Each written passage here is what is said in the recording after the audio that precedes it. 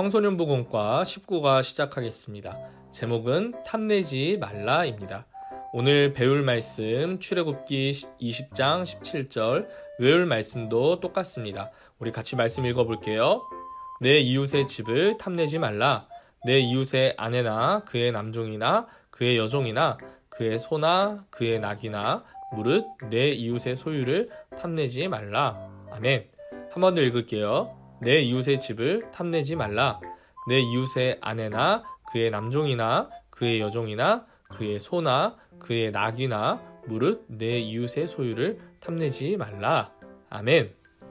오늘도 아래 빈칸에 들은 말씀을 기억하며 단어나 문장으로 정리해 보도록 할게요. 영상을 잠시 멈추고 기록해 보시고 어려운 친구들은 이어지는 내용을 보면서 받아 적으면 되겠습니다. 이어서 숲을 만나다 활동하겠습니다. 오른쪽 그림을 보고 아래 네모에 들어갈 자음 모음을 찾아보세요.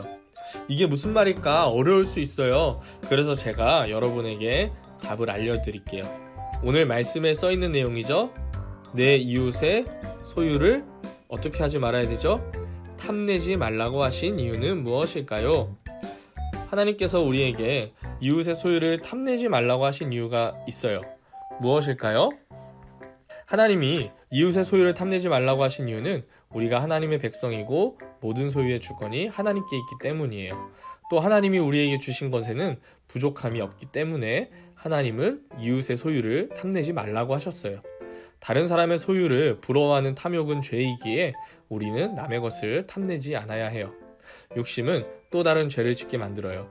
무언가를 소유하려는 탐심이 오히려 나를 괴롭게 합니다. 우리 이제 이어서 열매를 맺다 활동해보도록 하겠습니다. 첫 번째 질문이에요. 내가 가진 것으로 만족하지 못하고 남과 비교하게 만드는 것이 있나요? 내가 가진 것에 만족하지 못하는 이유는 무엇인가요? 어쩌면 누구나 가진 것에 만족하기보다 부족하거나 없는 부분에 불평합니다. 심지어 하나님을 원망할 때도 있습니다. 그런데 하나님을 인격적으로 만나면 하나님이 베푸신 은혜가 크다는 것을 깨닫게 됩니다.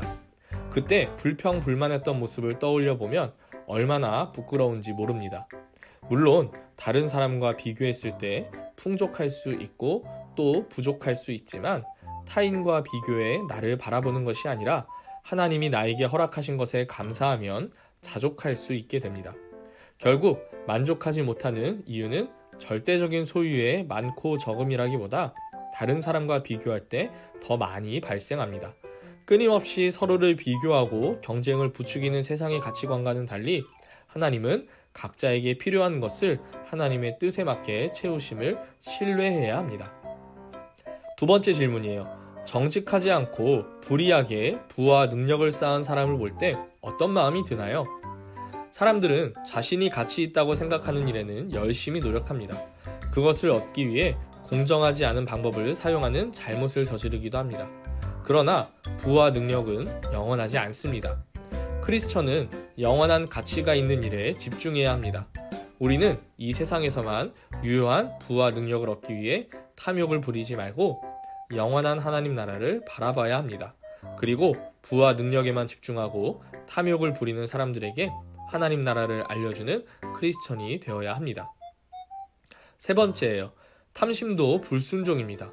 하나님이 지금껏 내게 베풀어 주신 은혜들을 돌아보며 감사할 것 3가지와 그 이유를 나누어 봅시다. 내가 가진 것이 많을 때에만 감사할 수 있는 게 아닙니다. 하나님이 나의 상황과 환경에 따라 알맞게 채워주심을 믿고 기억할 때 비로소 온전한 감사를 드릴 수 있습니다. 감사를 적고 표현하면서 다시 한번 하나님의 은혜에 감격하는 시간이 되기를 바랍니다. 잠시 영상을 멈추고 3가지 감사의 내용 적어보면 좋겠습니다.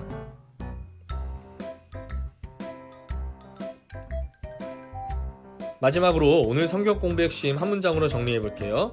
하나님이 내게 주신 것에 감사하며 이웃의 것을 탐내지 맙시다.